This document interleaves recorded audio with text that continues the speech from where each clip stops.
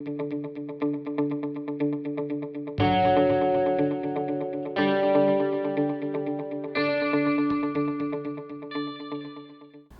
to today's video on Raptor. The purpose of this video is to introduce our students to the process of signing in and signing out using our visitor management system. Here's a brief overview of what we will cover in today's video. Let's get started. Clarice and Donald just arrived on campus. This is our Fresno campus. They will report directly to the front office in order to sign in. Each of our student badges has a barcode at the bottom. Clarice and Donald are going to utilize that barcode in order to sign in. In the video, you'll notice that Clarice and Donald are using the Chromebooks. The adjacent kiosk, that is much larger in size, is only for our visitors, parents, teachers, and contractors. Please make sure that you use the appropriate kiosk. After Clarice and Donald have scanned their ID cards, the computer is going to prompt them to make a choice. Are they signing in or signing out? Choose the appropriate response. Once they have signed in successfully, they will see their name appear on the top left corner of the screen.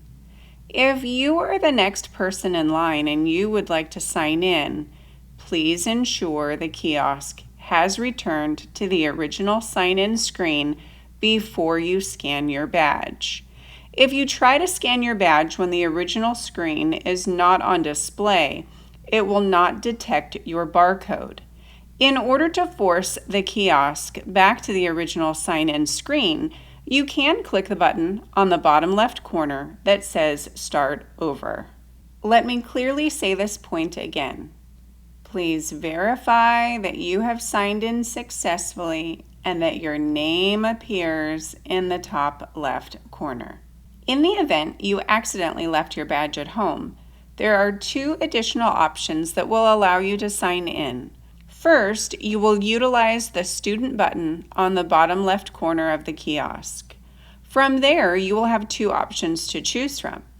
You can either use the ID number space, where you can type in your student ID number followed by the next button, or if you haven't memorized your student ID number yet, you can type in your first name and your last name followed by the next button. Please note, the system is designed with your given birth name and not any nicknames that you might go by. If your birth name is Jonathan, the system will not detect John as your first name. Make sure that your given birth name is the name that you're typing into this field if you're trying to sign in using this method. When it is time to sign out, choose Sign Out, then click the option that fits your situation. If you are done for the day, choose Home. If you are headed to lunch, off campus, choose lunch. If you are ill and headed home early, please choose sick. We recognize that this is a new habit. However, please make sure that whenever you leave campus for any reason, be sure to stop by any of our kiosks to sign out. On our Fresno campus, some of our high school students have been given permission by their parents to head off campus during lunch. If this applies to you, sign out and sign back in at the midpoint of the day. If you simply plan to eat lunch at any of our benches on campus, you have not left campus, and there's no need to sign out when you stay on campus. All students are required to wear their badge in a visible position while they are on campus at all times. This is a part of our behavior expectation plan. This helps staff members ensure that only registered students are on campus. Also, it helps us deepen a sense of community because we can remember your name more easily over time as we've had a chance to see it several times. If you are on campus because you are attending a meeting with your advising teacher, visiting the IT department, or talking with administration, you are technically on campus. You would sign in under these circumstances. If you move from building to building, you do not need to sign in again at that next building. Signing in once for that day is just fine. If at any point an error message appears on screen, please head to the front desk and ask for help. Our front desk staff is more than willing to assist you with any issues that happen during your sign-in or sign-out process. When you are not wearing your badge, please be sure to store your badge in a safe, dry location. If you store it in your back pocket, it's super easy for it to run through the washing machine and the dryer. The color will eventually fade under these conditions. If you have a backpack, a purse, or a wallet, that may be a sufficient place to store your badge when it's not in use.